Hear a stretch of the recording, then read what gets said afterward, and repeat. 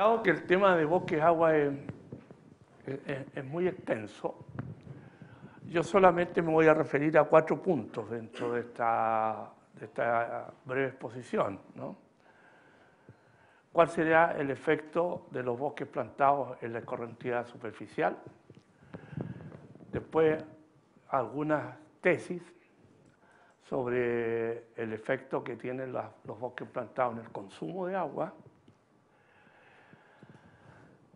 Después vamos a tocar brevemente también el impacto de los bosques plantados en los caudales de estiaje, los caudales que se dan en ausencia de precipitaciones. Y vamos a dar también una breve mirada sobre el manejo de cauces, ¿no? Pero yo quisiera, antes que nada, hacer algunas observaciones sobre estos trabajos, ¿no?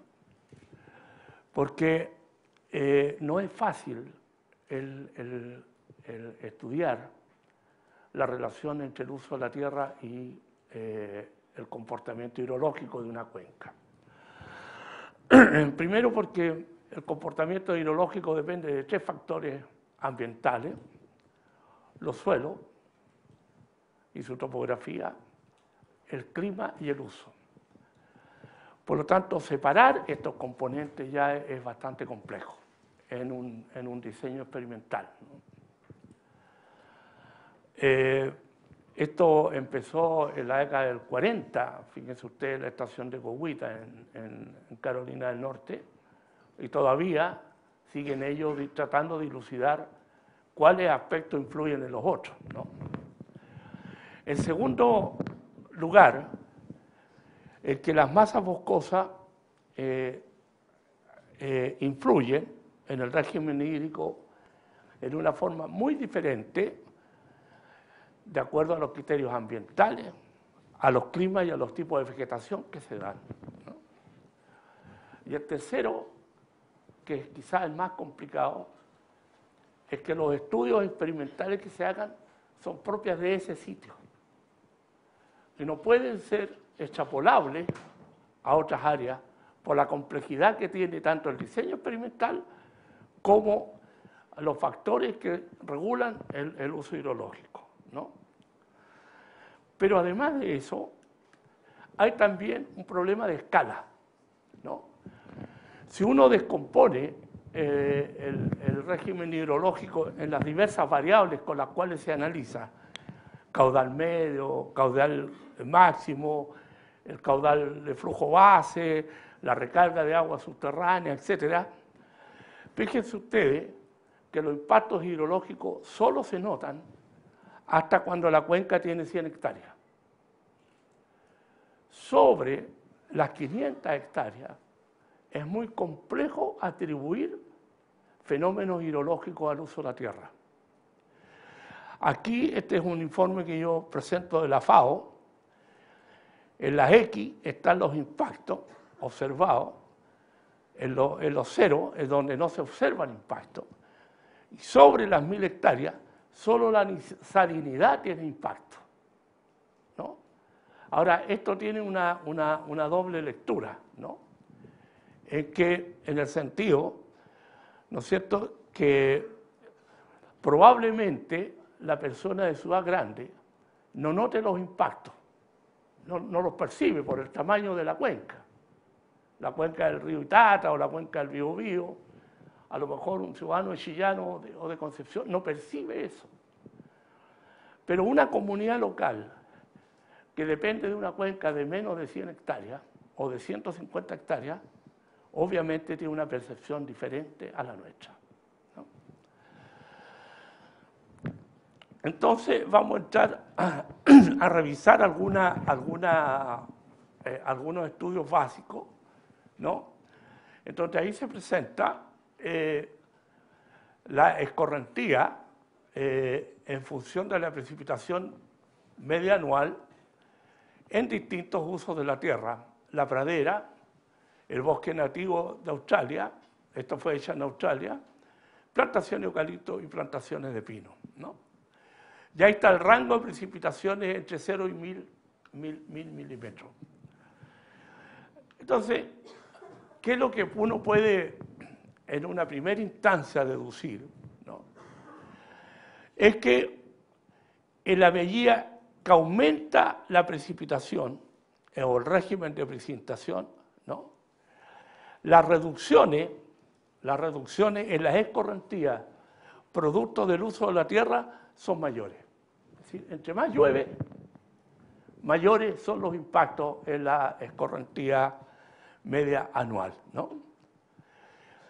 En general, los bosques plantados de pino o con pino tienen un mayor impacto que a lo que lo hacen los bosques de eucalipto, bosques plantados de eucalipto, ¿no? Sin embargo, en pequeñas cuencas no es posible detectar cambios cuando la superficie plantada es menor del 20% de la cuenca, ¿no? Es decir, el efecto que tiene una cuenca absolutamente plantada respecto de otra que no tiene, o un porcentaje muy inferior, los cambios estos en la escorrentía media anual no se perciben, ¿no? Ahora,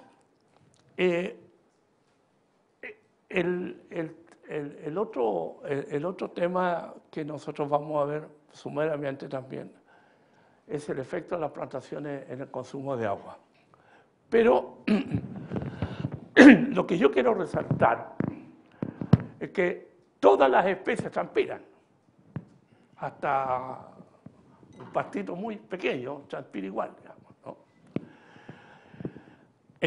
Y esta tasa de transpiración depende básicamente de tres elementos, ¿no?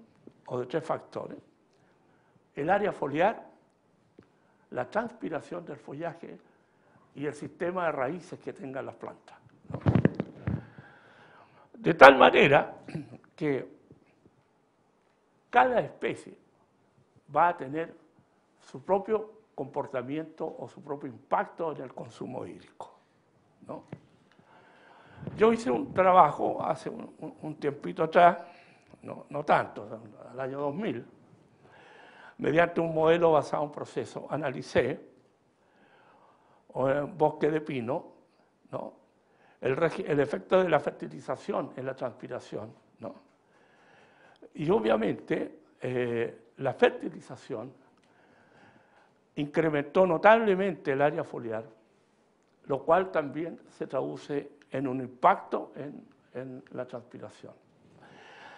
Ahora, esto se explica también porque muchas de las medidas culturales que hoy día tenemos apuntan precisamente al incremento del área foliar, ¿no?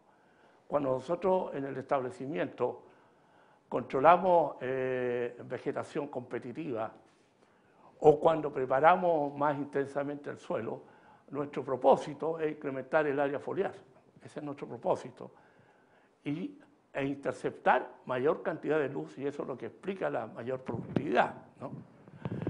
Por lo tanto,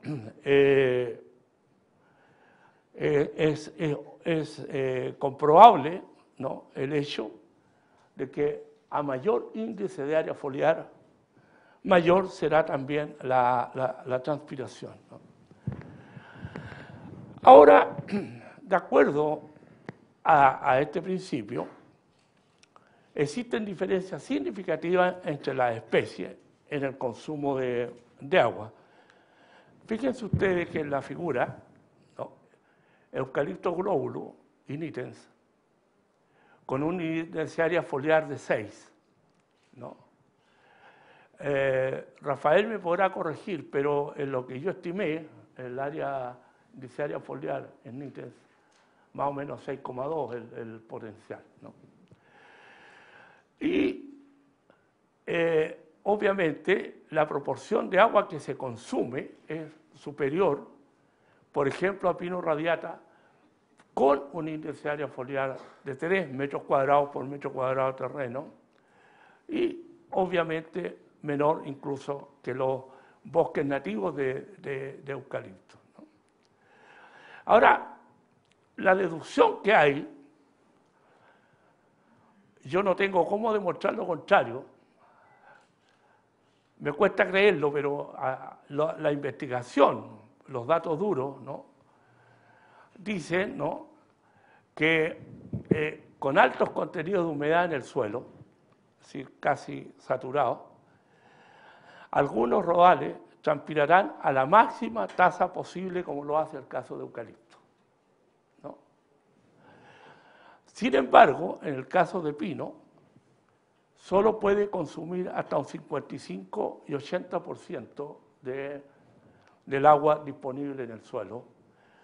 Y esto se debe, esta diferencia, básicamente al patrón o al comportamiento o al sistema radicular que tienen las distintas especies.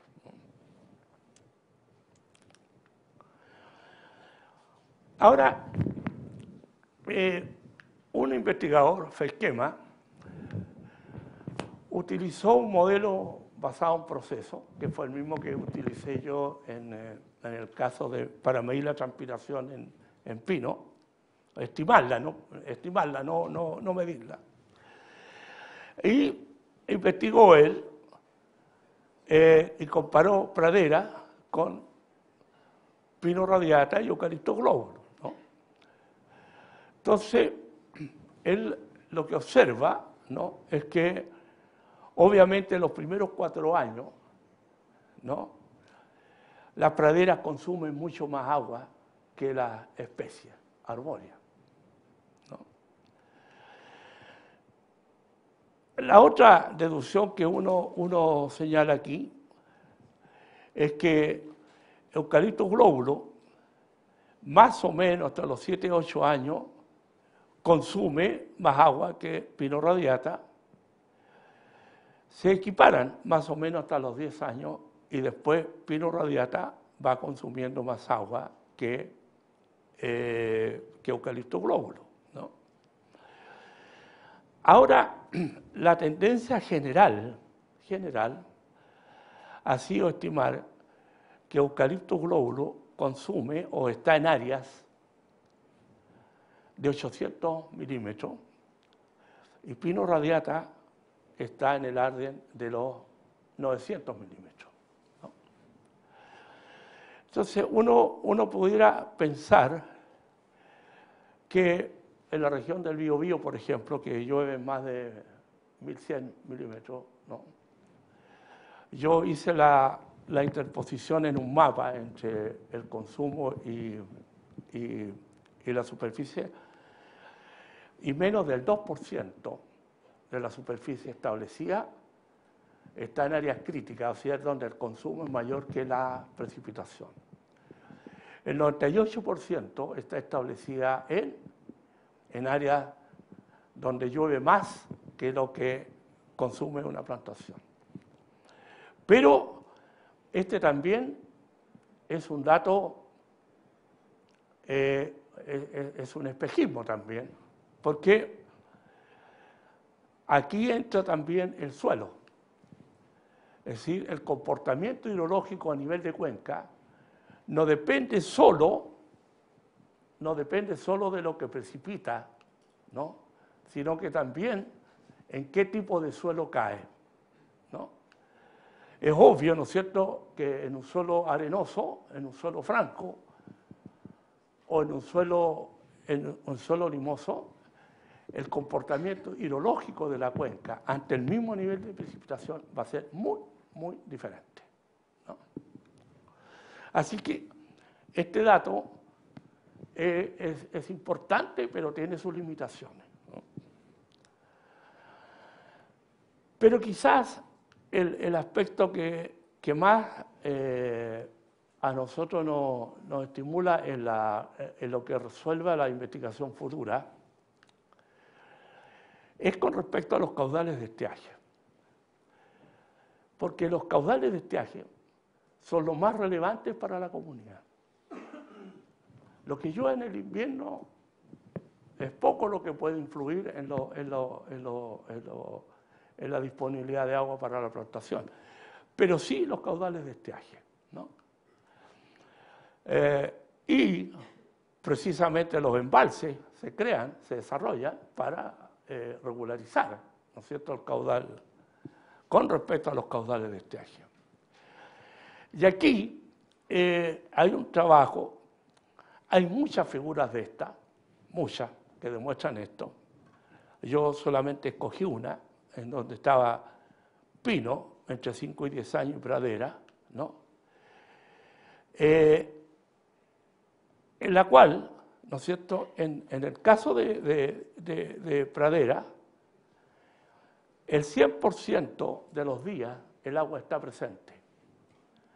Sin embargo, en un rodal de Pino, solamente el 60% de los días está presente, ¿no? Yo solamente voy a escoger un solo dato para ilustrar, ¿no? El caudal de estiaje en Nueva Zelanda se presenta entre 163 a 225 días, ¿no?, del año, que es un caso normal. Pero puede bajar hasta 0 y 50 días si la cuenca ha sido plantada en un 100%, ¿no? Sin embargo, aquí también hay una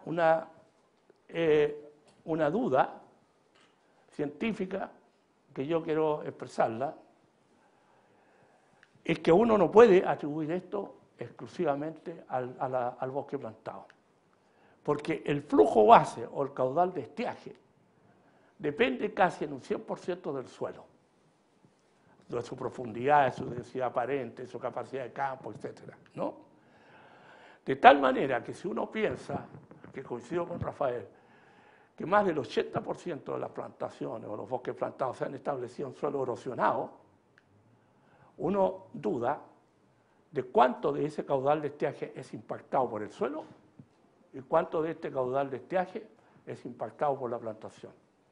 Probablemente hay una interacción, pero mientras tanto no se diluya este aspecto, yo creo que es difícil atribuirle en un 100% la responsabilidad del régimen hidrológico del caudal de estiaje a las plantaciones, ¿no? De allí que ya estas materias han sido un poco resueltas en procesos de certificación o más bien en estatales, ¿no? En establecer criterios respecto de la proporción del área de la cuenca que debe ser plantada, ¿no? Es imposible pensar que una cuenca pueda ser plantada 100%.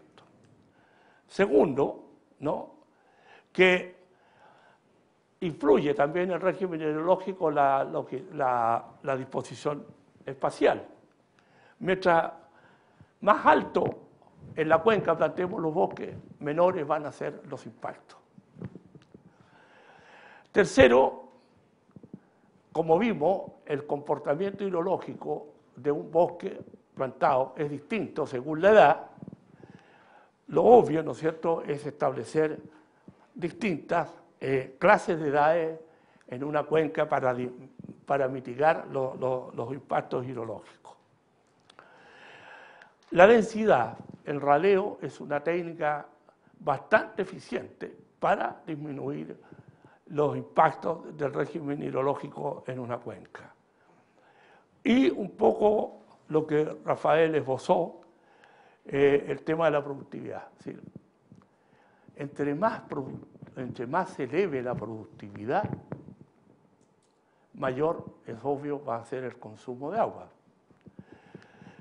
Por lo tanto, como un criterio general, es fácil poner estas medidas, así en general, pero cuánto de esto va a afectar la productividad de las plantaciones es algo que también hay que considerar, ¿no? Porque imponer todas estas prácticas significa también un sacrificio de la productividad, ¿no?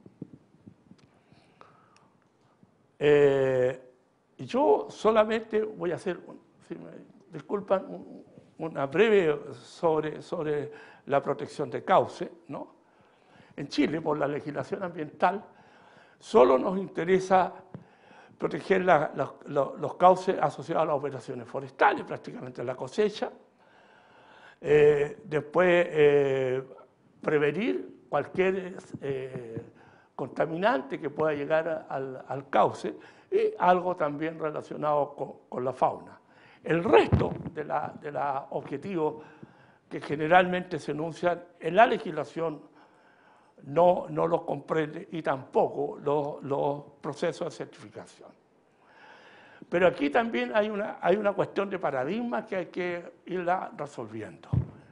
En general, nosotros entendemos proteger el cauce, dejar una franja de vegetación y la discusión se torna en base a cuánto es el ancho que se debe dejar para proteger el cauce, ¿no?